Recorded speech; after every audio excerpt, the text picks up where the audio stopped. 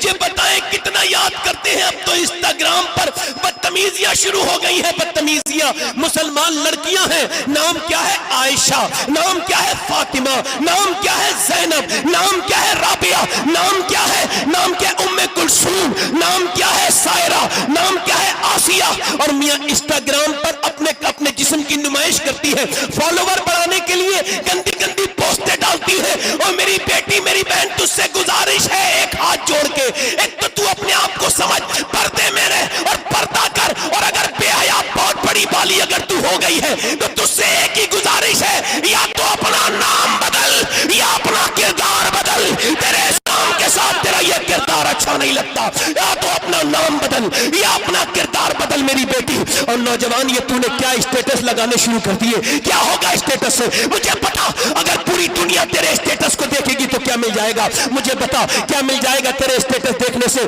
تو نے اپنے اسٹیٹس پہ کیا لگایا ہے؟ برہنہ لڑکی لگائی ہے، برہنہ لڑکی لگائی ہے۔ کیوں؟ کہ تو یہ بتانا چاہتا ہے دنیا کو کہ پہلے میں غیرت والا تھا، اب بے غیرت ہو گیا؟ نہیں میرے بھائی، آپ کو شرم نہیں آتی نوجوان لڑکوں؟ ارے تمہیں تو دیکھتے ہیں لوگ، اب اسلام تم سے ہی تو نظر آئے گا۔ ارے تم ہی تو مسلمان ہو، تمہیں تو دیکھ کے اسلام کا اندازہ لگانا ہے۔ تمہارے فیس بک کے کیا لگا ہوا ہے؟ گندی تصویریں، اسٹیٹس لگا ہوا ہے، کوئی لائک کر دے۔ اسٹیٹس کا مطلب ہوتا ہے حالات، اور حالات کے سب کو بتانے کے ہوتے ہیں۔ دنیا کو اسٹیٹس لگا کے دکھانے والوں اتنے بے غیرت لوگ ہیں، اپنی بیویوں کے، اپنی بہنوں کے اسٹیٹس لگاتے ہیں۔ معاذ اللہ، مسلمان کتنا بے غیرت ہوتا چلا جا رہا ہے۔ اقبال کہتا ہے زوال بندہ مومن کا بے زری سے نہیں، کل تک جو اپنی بہنوں بیٹیوں کو عزت سمجھتا تھا ان کی عزت پہ جان دے دیتا تھا، آج وہ بے غیرتی کے سبب، اپنی لا علمی کے سبب اپنے موبائل پہ اسٹیٹس لگاتا ہے۔ اسٹیٹس سب کو دکھانے کا نہیں ہوتا، اور نہ سب اسٹیٹس دیکھنے کے لائق ہوتے ہیں۔ اسٹیٹس کا مطلب ہوتا ہے حالات، اور حالات صرف رب کو دکھانے ہوتے ہیں، رب ہی حالات بدل سکتا ہے۔ اپنا اسٹیٹس مسلح پہ لگانا شروع کر، رات کو مسلح پہ اپنا اسٹیٹس لگانا شروع کر۔ یاد رکھ میری بات کو، اگر پوری دنیا لائک کرے گی تو کوئی فرق نہیں پڑے گا، اگر میرے رب نے ایک لائک کر دیا تو دنیا بھی کامیاب ہو جائے گی، آخرت بھی کامیاب۔ نعرہ تکبیر، نعرہ رسالت، حضرت علامہ سید شہباز حسین صاحب قبلہ، نعرہ تکبیر، ذکر سرور کائنات لینے کے لیے نہیں آیا ہوں، میں کہہ رہا ہوں اب بیدار ہو جاؤ خدا کے واسطے۔ مسلمانوں، اب بیدار نہ ہوئے تو کب بیدار ہوگے؟ اگر سنو، یہ جو تم کہتے ہو لکھنؤ میں اکٹھے ہو جاؤ، رانچی میں اکٹھے ہو جاؤ، دلی میں، لکھنؤ اور دلی میں اکٹھا ہونے سے کام نہیں چلے گا، مسجدوں میں اکٹھے ہو۔ سبحان اللہ، سبحان اللہ، سبحان اللہ، ماشاء اللہ، سبحان اللہ، سبحان اللہ۔ حضرت جملہ دوبارہ ہو، ریلی میں نہیں، مسجد میں۔ کیا بات؟ مسجد میں اکٹھے ہو، اپنی قوم کو پہچانو کہ تم کون ہو، اپنا اسٹیٹس دیکھو تم کون ہو۔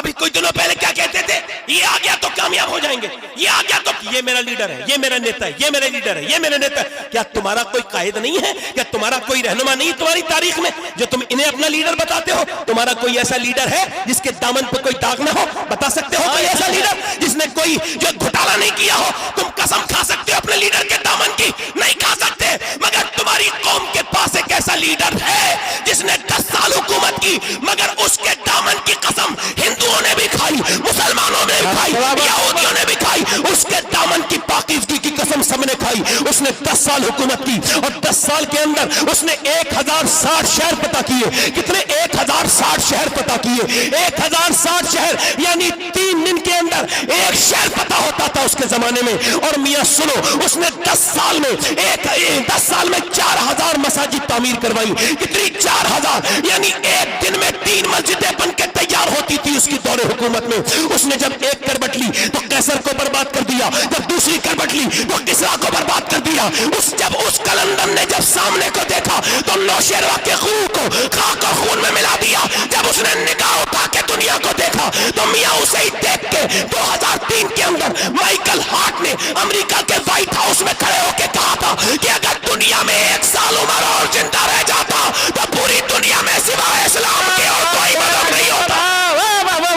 سبحان اللہ، نعرہ تکبیر، نعرہ رسالت، قوانین اسلام، قانون शरीयत, मजहब इस्लाम, पैगम इस्लाम। वाह वाह माशाअल्लाह। वो उमर जिसके आदाब पे शैदा सकर, वो उमर जिसके आदा पे शैदा सकर, उस खुदा दोस्त हजरत पे लाखों सलाम। वो उमर कौन है, जरा बोलो मेरी तरफ, इधर देखो, इधर देख के बोलो सुभान अल्लाह। वो उमर कौन है मियाँ? जब हिंदुस्तान आजाद हुआ, इधर देखो मेरी तरफ तवज्जो करो, जब हिंदुस्तान आजाद हुआ ना, तो फिर गांधी जी मिंबर सियासत पे चढ़ते हैं, और सियासत के मिंबर पे चढ़ने के बाद हिंदुस्तान के गांधी जी ने खड़े होकर कहा था कि मैं किसी देवी देवता का हवाला नहीं दे सकता, हिंदुस्तान को अगर आगे बढ़ाना है और अगर हिंदुस्तान की तरक्की की तरफ ले जाना है हिंदुस्तान को, तो मैं तुमसे यही कहता हूं कि मदीने के उमर के तरीके पे चलो। सुभान अल्लाह, सुभान अल्लाह, सुभान अल्लाह।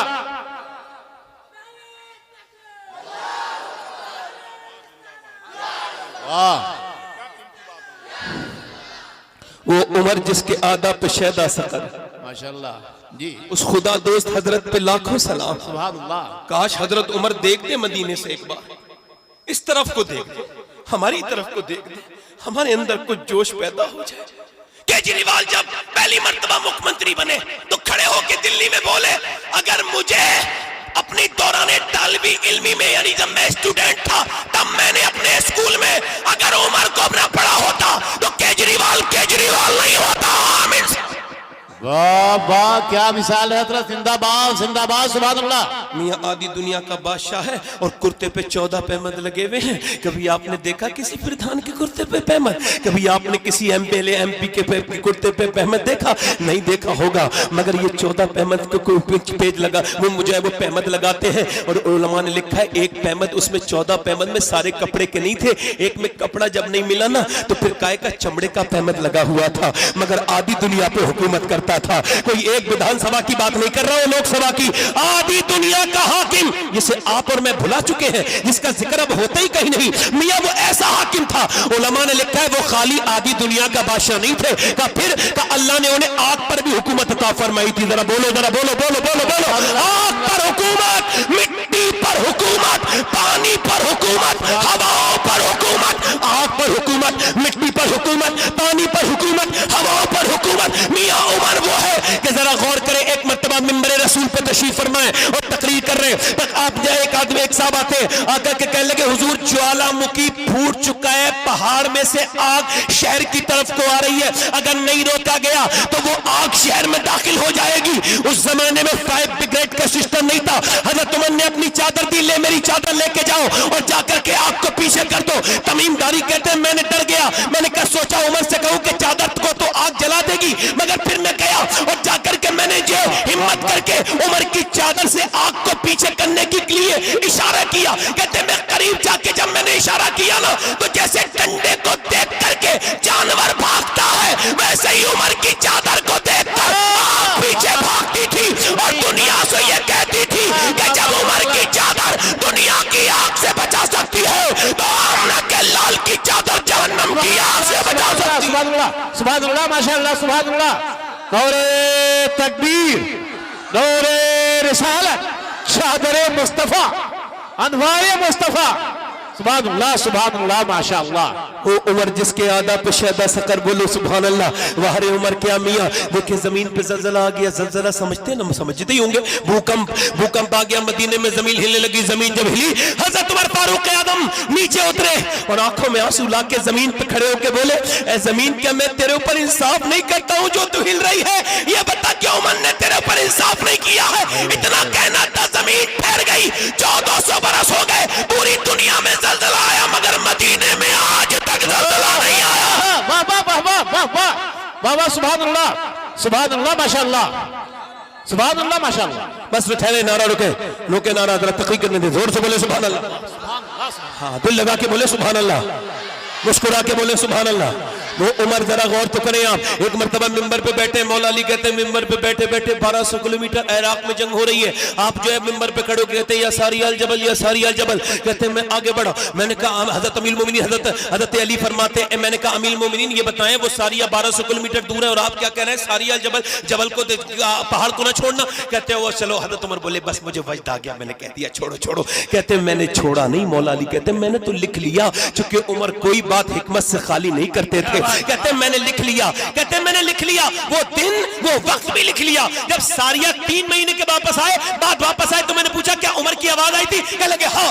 اگر عمر کی آواز نہیں آتی امیر مومنین کی تو لشکر پیچھے سے حملہ کر دیتا. عمر کی آواز نے ہمیں خبردار کر دیا. مولا علی بولے لوگوں سنو, اللہ نے عمر کو ہواؤں پر بھی حکومت عطا فرمائی ہے. سبحان اللہ, سبحان اللہ, ہواؤں پر بھی. بولے تو سبحان اللہ. سبحان اللہ. دریا نیل میں لڑکی ڈالی جاتی تھی. جب نیل جاری ہوتا تھا نیل ہر سال سوکھ جاتا تھا. اس سال بھی سوکھ گیا. لوگوں نے کہا مسلمانوں سے کہا بالکل نہیں, ہم لڑکی کو نہیں دفن کر سکتے. میاں سلوگن بنانا الگ ہے اور لڑکی کو بچانا الگ ہے. سمجھ میں آ رہی نہیں آ رہی آپ کے؟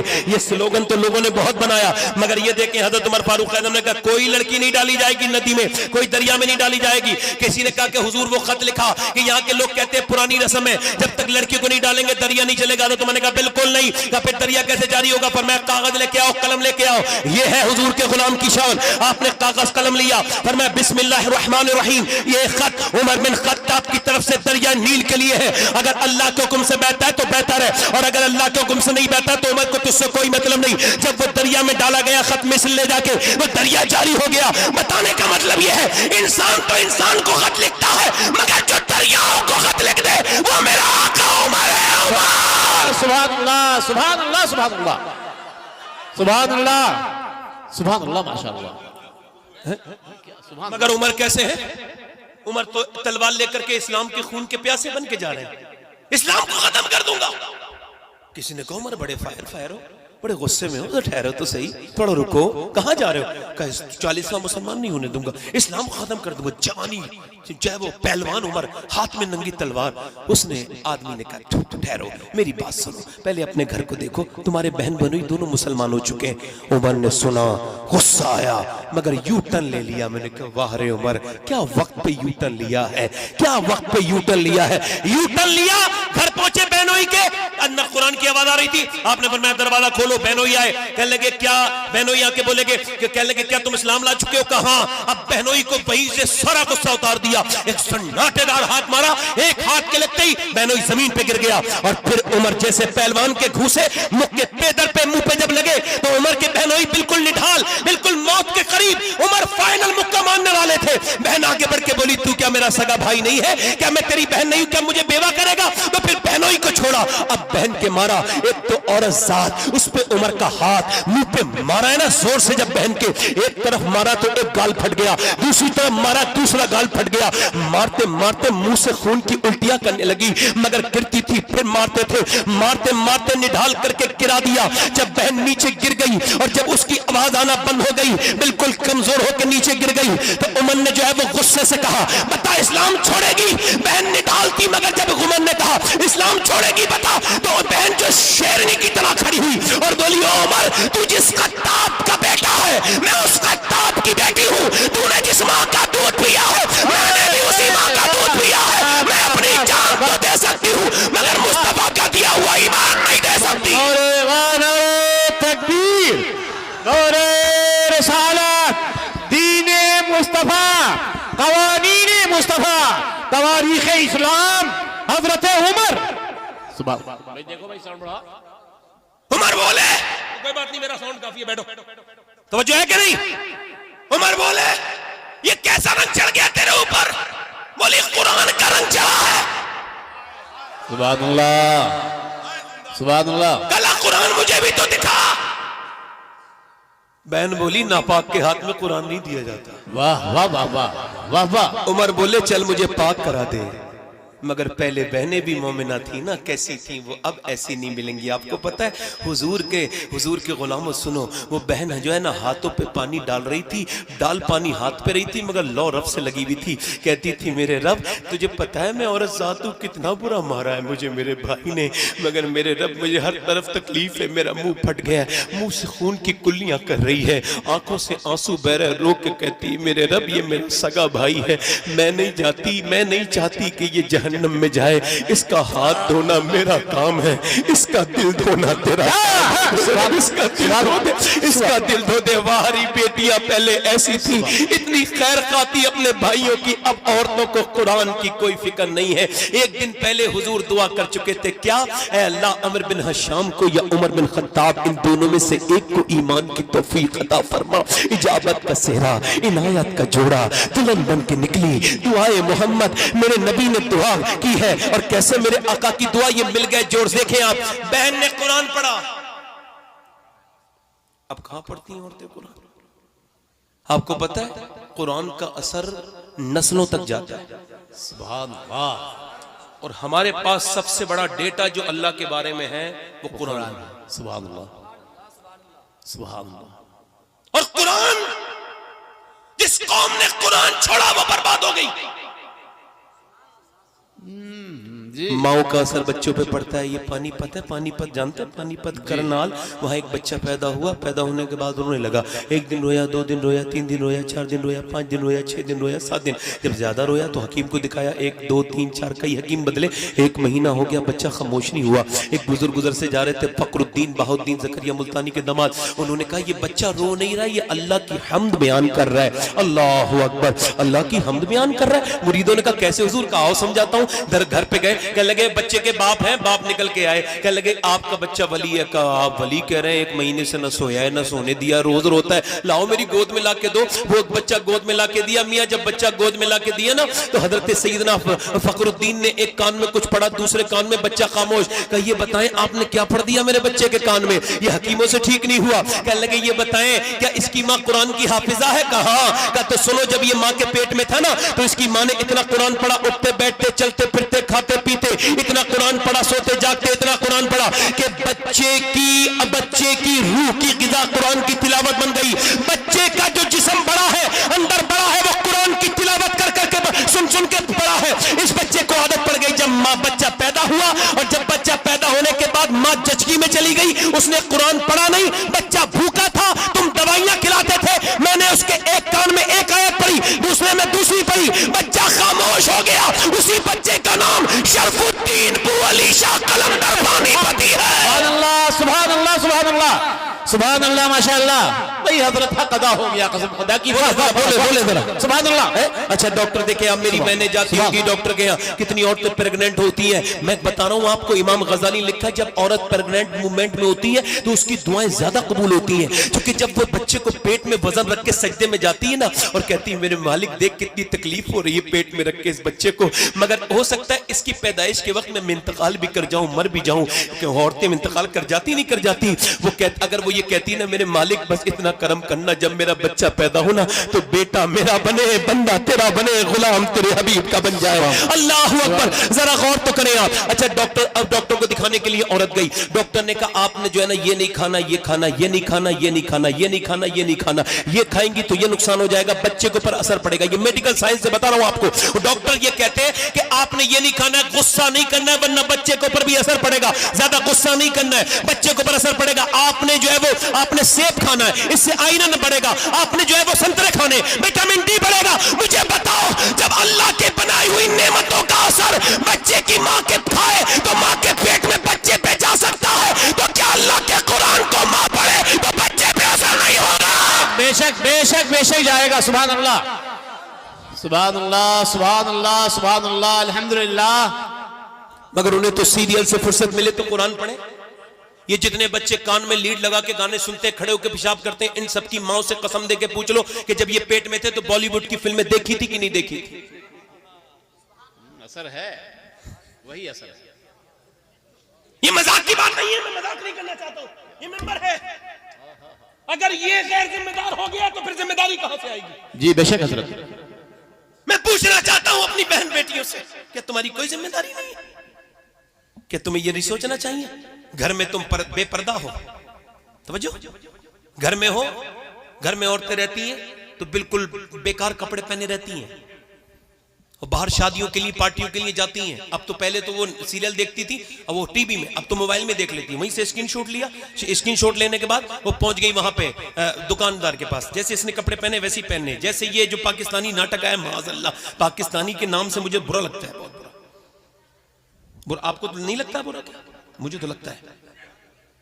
پاکستانی ناٹک، پاکستانی مسلمانی سیریل، یہ میاں انہیں دیکھنے والے یہ بگاڑنے کی بہترین جو ہے چیز ہے. اگر بگڑنا چاہتا ہو کوئی بیٹھے، ذرا بیٹھے، مہربانی کریں تھوڑا بیٹھ جائیں. دیکھیں میری بات ذرا دھیان سے سنیں، تھوڑا سنجیدہ ہو جائیں. سمجھ آئے میری بات پہ؟ ادھر دیکھیں، ادھر دیکھیں. اس نے یہاں کی آستین کٹی ہوئی ہے، اس نے کہا اس کی بھی کٹی ہوئی ہے، میں بھی کٹی ہوئی پہنوں گی. اس کا گلا بڑا ہے، میں بھی.